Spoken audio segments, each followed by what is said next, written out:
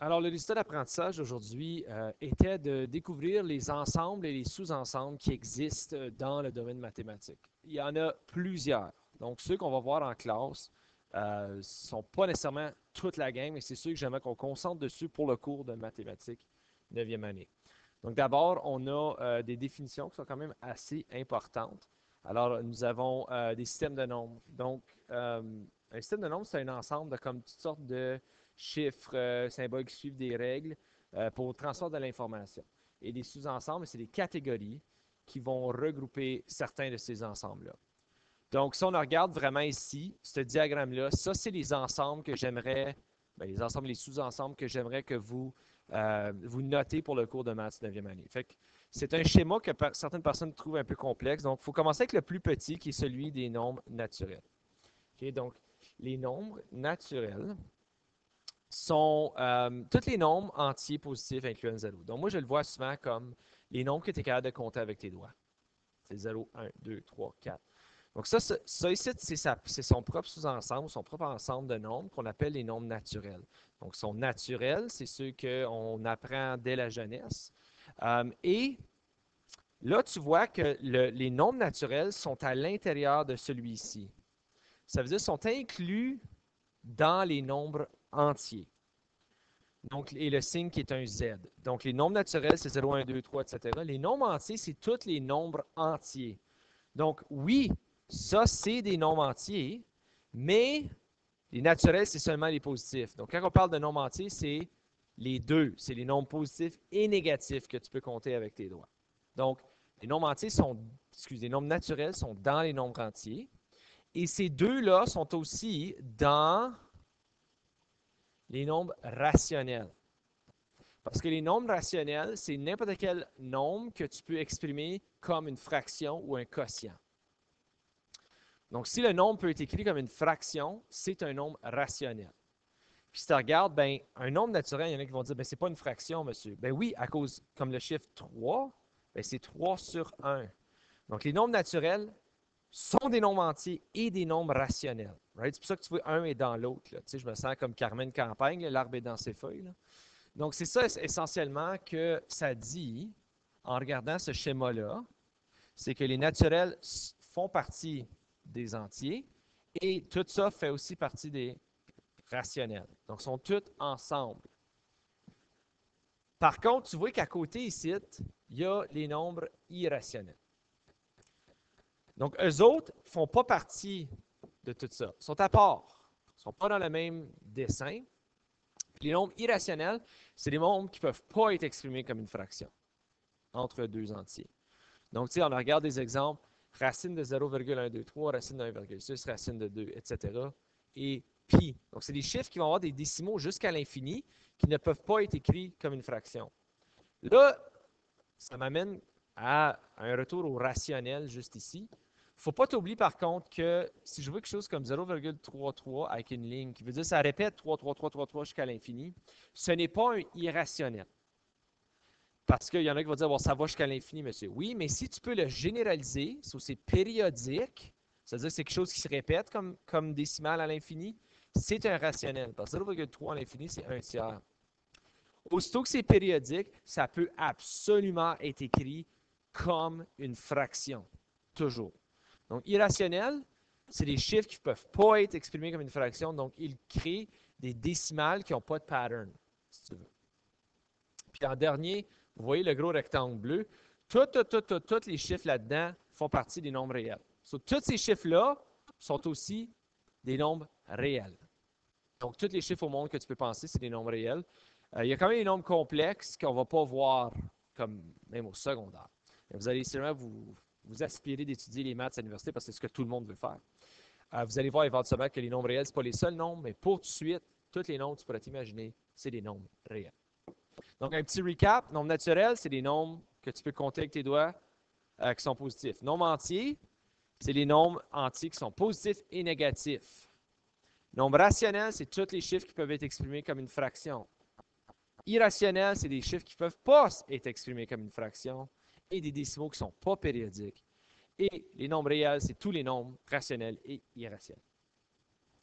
Ceci dit, il y a quand même des gens qui vont dire, ben, il y a d'autres sous-ensembles. Oui, parce que dans un ensemble ou un sous-ensemble, il y a d'autres sous-ensembles qui existent. Donc, exemple, si je dis l'ensemble des nombres naturels de 0 à 20. OK? So, on rappelle, le nombre naturel, c'est ceux que tu peux compter avec tes doigts, sur 0, 1, 2, 3, 4, jusqu'à 20. So, tu vois, le gros cercle, c'est tous les nombres naturels de 0 à 20. Mais dans le gros cercle, je peux faire deux sous-ensembles. Fait que le nombre naturel, c'est mon ensemble de 0 à 20.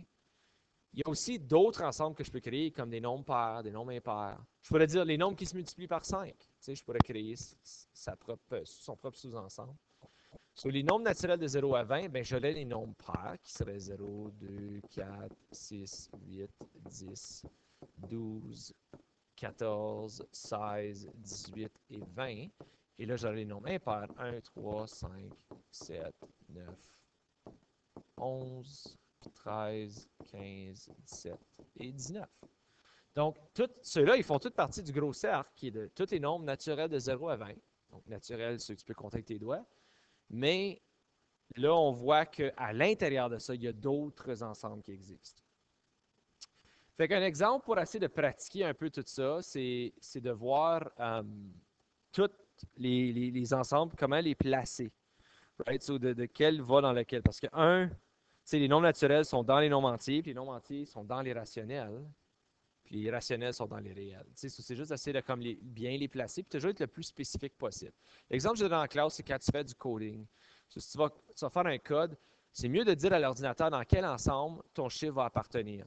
Parce que tu utilises la mémoire. Il y a beaucoup plus de nombres réels qu'il y a de nombres naturels. Donc, la mémoire de l'ordinateur est beaucoup plus utilisée quand tu dis ah, le chiffre peut être réel. Mais si tu dis le chiffre peut seulement être naturel, tu utilises moins de mémoire de ton ordinateur. Fait qu'on va commencer avec moins 1. Donc, moins 1, c'est un nombre qui, je peux compter avec mes doigts, mais qui est négatif.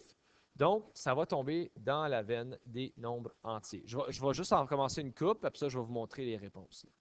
Donc, nombres naturels, c'est seulement ceux qui sont positifs, donc 0, 1, 2, 3. Moins 1, c'est quand même un nombre entier, donc il tombe dans la section de nombres entiers. Plus 1, donc là, je regarde, OK, plus 1, c'est un nombre entier. Oui, mais c'est aussi un nombre naturel parce que je peux le compter avec mes doigts. Moins 2, encore, c'est un nombre entier parce que c'est un négatif qui est entier. Plus 2, positif 2. Je suis rendu ici, là, pour ceux qui suivent. Négatif 3,25. Donc là, ça, c'est une décimale, mais qui n'est pas jusqu'à l'infini. Right? Ça finit. Donc, c'est quelque chose qui pourrait être exprimé comme un rationnel ou comme une fraction. Donc, ça tombe ici. Racine de 5, par exemple. Donc, si jamais on n'est pas sûr, tu peux toujours prendre ta calculatrice puis faire la racine de 5. Checker. Ouf, regarde ça, 2,2. Comme il n'y a pas de pattern dans la décimale, c'est pas périodique. Donc, aussitôt que c'est un chiffre que la décimale va jusqu'à l'infini, ça finit par être un nombre irrationnel. Okay? Mais n'oubliez pas, ces chiffres-ci sont des nombres naturels, sont aussi des nombres entiers qui sont aussi des nombres rationnels. Le seul qui est à part, je l'appelle le mononcle weird, c'est les nombres irrationnels. Mais tout ça, ça fait toute partie, c'est tout des nombres réels. Donc, je vais afficher les réponses à l'écran, juste pour qu'on en regarde vite fait ensemble. Pour voir où se situent tous ces chiffres-là. So, ça s'explique soi-même, je pense que c'est les nombres naturels. 1, 2, 112, 455, c'est tous des nombres entiers positifs.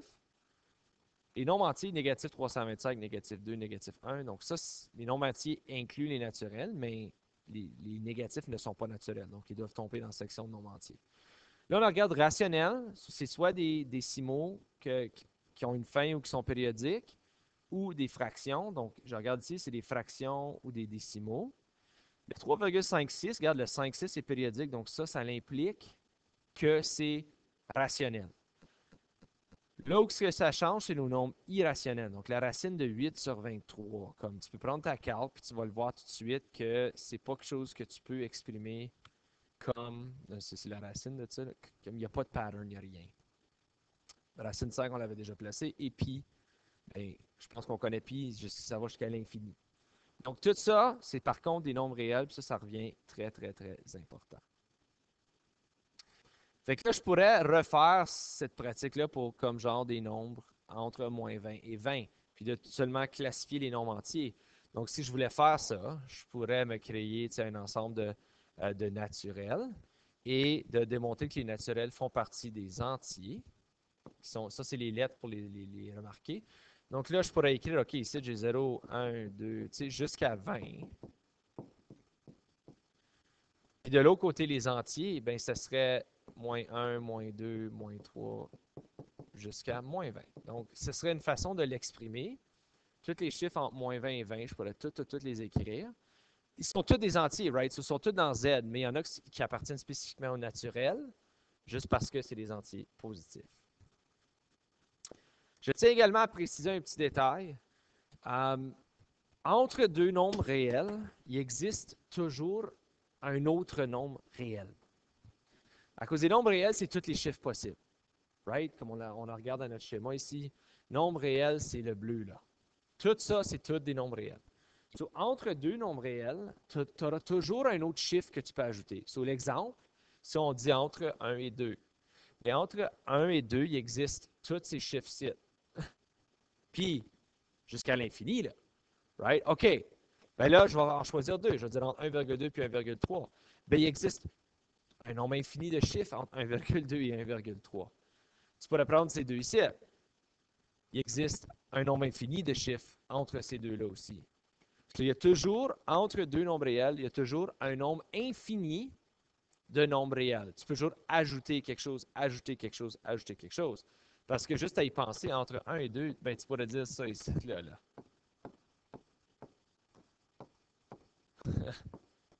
je perds mon temps, mais je veux que vous voyez le point, là.